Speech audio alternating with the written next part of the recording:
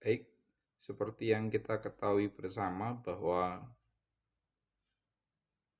semangat nasionalisme bangsa Indonesia kala itu tidak hanya dikobarkan sebagai akibat dari penderitaan yang dialami oleh rakyat Indonesia, melainkan juga lahirnya orang-orang muda terpelajar sebagai akibat dari kebijakan politik etis yang diterapkan oleh pemerintah kolonial Belanda di tanah jajahan, dalam hal ini adalah Indonesia.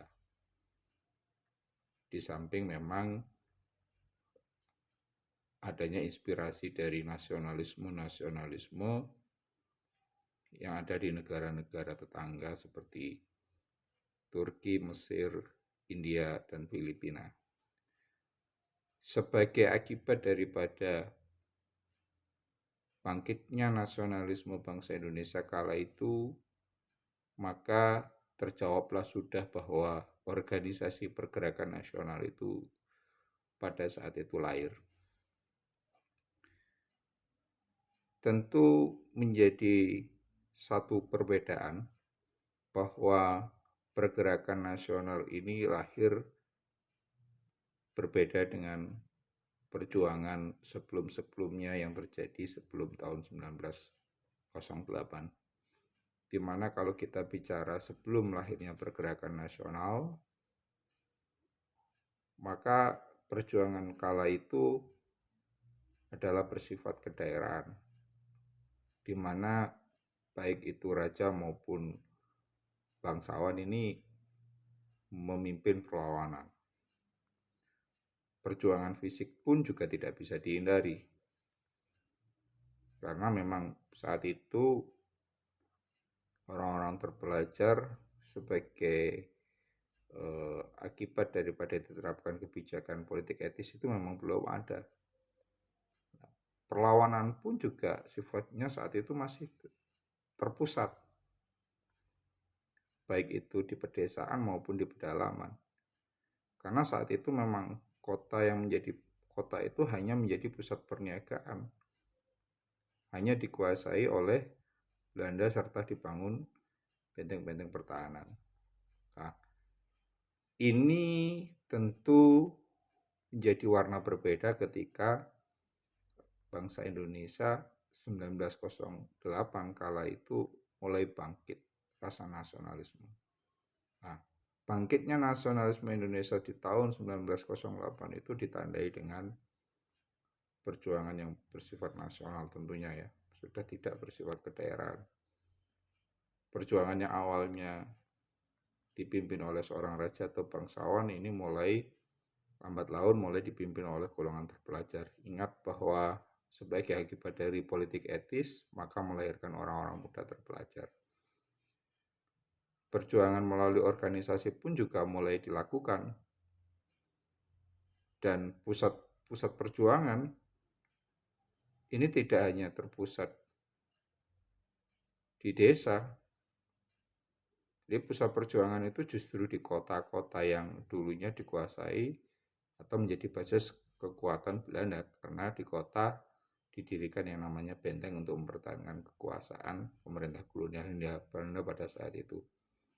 Inilah perbedaan antara perjuangan 1908 dengan perjuangan setelah 1908. Budi Utomo ini adalah organisasi yang kali pertama berdiri saat itu. Jadi di saat rasa nasionalisme itu hadir dalam kehidupan masyarakat, di saat itu Budi Utomo menjawab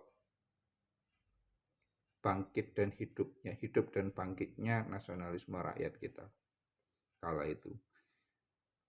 Budi Utomo ini didirikan oleh Dr. Sutomo dan kawan-kawan. Jadi memang tujuan didirikannya Budi Utomo ini tidak lain adalah agar anak-anak Bumi Putra ini menjadi anak-anak yang terdidik.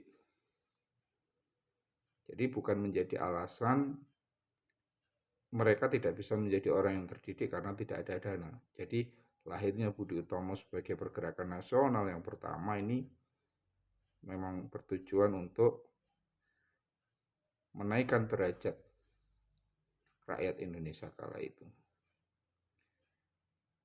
Organisasi pergerakan nasional yang berikutnya adalah Sarekat Islam.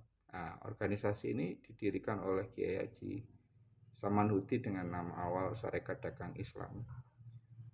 Namun demikian, dalam perjalanannya Sarekat Dagang Islam ini bertransformasi menjadi Sarekat Islam. Nah, ini jelas menunjukkan, membuktikan bahwa organisasi ini memang awalnya adalah bergerak di bidang perdagangan.